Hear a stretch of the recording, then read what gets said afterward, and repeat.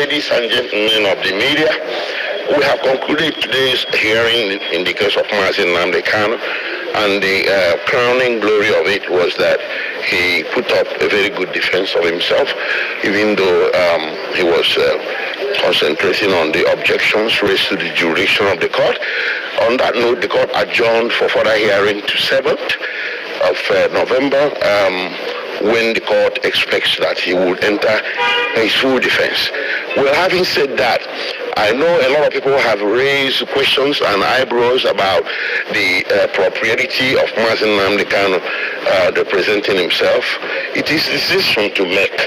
He has the right under the Constitution to defend himself, and this case being politically charged, I think the idea or the notion that this is a normal criminal case has to be dispensed with. This is a normal criminal case at all. If you want to understand the complexity of this case and the true political dimensions to it, you think of the case of Nelson Mandela, Martin Luther King, Obafemi Awolowo, Mahatma Gandhi. These cases were all politically tinged cases masquerading as criminal prosecutions. And these great men I mentioned, at some point in their struggle, at some point in their travail, imposed on them by the state, they took the podium and defended themselves. So a politically charged case often comes with some unusual dimensions like this. So because, why? The reason is simple. Lawyers are restricted to very narrow wiggle room when they are doing a case. And that narrow wiggle room can be inimical, can be prejudicial to the interest of the client when the case has a political dimension to it. That thing needs to be out there. That limitation we have is not expected of the defendant himself. So a lot of times, the defendant himself will make the best defense of his case at that very point in time. That does not obviate the fact that the presence of a lawyer in a case is always better. But in certain circumstances, there are exceptions, and the exception is, this one is one of the major exceptions. Thank you. Thank you very much. Yes, dear listeners, Nnamdi Kanu has put up a good defense, as he finally entered his defense today. Now the case has been adjourned to 7th of November. That is 2 days from now. So the most interesting thing is that the IPOP leader Nnamdi Kanu was able to to say his mind, and also was able to give reason for not entering the defense. Yes, and Justice Omotosho on his own, I will tell you, was surprised at Nnamdi Kanu's decision and action.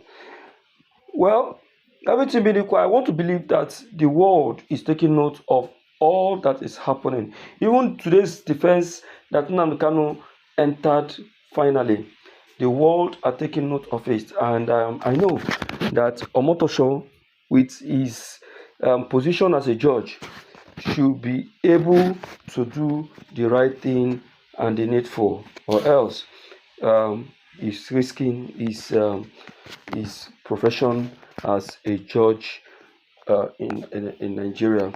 My dear listeners, I'm taking you back to the video for you to hear more, because Nnamdi Kanu's lawyers, in fact, they were exhausted with so much that even you yourself, you start asking, can it be true? Did this really happen? And all of that. Please don't go anywhere as I get you, involved in more of this very information, because it is very, very, unbelievable to hear. And you yourself start asking, did this really happen? Let's go in. Threat of defense. So we are going back to the drawing board, go back to office, look at it, and offer our advice as consultants. But having said that, the issue of talking to the press also came up, and we said no. The right to address the press is a fundamental right. Because once we fail to address the press and tell the press the real position of things, they may go about report, especially those of them who don't have the opportunity of coming inside the court. They may go and report another thing. So the court say that we have the right to exercise to address the press, which even the prosecution has confirmed. But he said that we should do it in line with the law, just like as I'm doing it now. I just reported what happened in. Well, that is Nigerian court for you.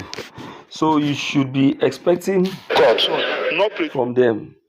You see, what you said now is not what they are going to report when they go to their superior. You understand? They will go to their superior and report something that never happened in order to vindicate themselves and exonerate themselves. And that is why when you come back to the court, you see that the judgment that the judge will be giving will not be different from what is expected from him. My dear listeners, that is why I must tell the lawyers of Nnamdi Kanu to be very, very objective and and practical, and they should be calculative and make sure that everything that is happening is on record, and both rhetorically in video and also in written, in case they want to deny anything that did not happen. Because you see, these people, they sabi no be small thing. What happened today, I must tell you, is something that I so much value, so much, and I'm very much impressed that the IPOP leader has finally entered his defense, and I know by the grace of Chukwukike Abiyama, he is going to win the Nigerian court again. See what's happening. I talked about judicial rascality. So what it empowers is security rascality. Because you cannot tell other police, army, navy, air force, condemn them plainly, and then you exonerate them. So you give them license to kill Nigerians, just like they are doing in Plateau, killing people. They are doing in Benue. Herdsmen are killing people.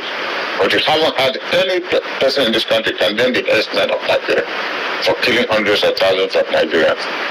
You haven't had them condemn the killings in southern Kaduna. So the security agencies have been encouraged to recklessness. And recklessness is not about spoken word. Recklessness with gun, killing Nigerian citizens.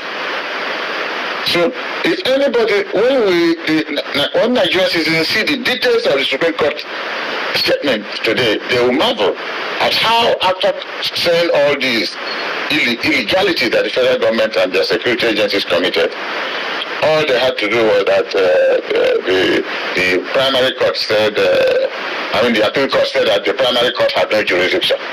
So they condemned the appeal court for taking that decision. Therefore, because the primary court had jurisdiction, the case should go back to them. So if in all these atrocities they committed, they had killed Nnamdi Kanu, what will be the basis of the primary court and its jurisdiction? What will be the basis of it? And look at the whole panel. You get it. You get it. If in the process of all of this that is happening and all of this that they are doing, starting from the period the extradited Nnamdi Kanu came to Nigeria, got in detained and all of, and Nnamdi Kanu eventually dies. Is this what they will be telling us?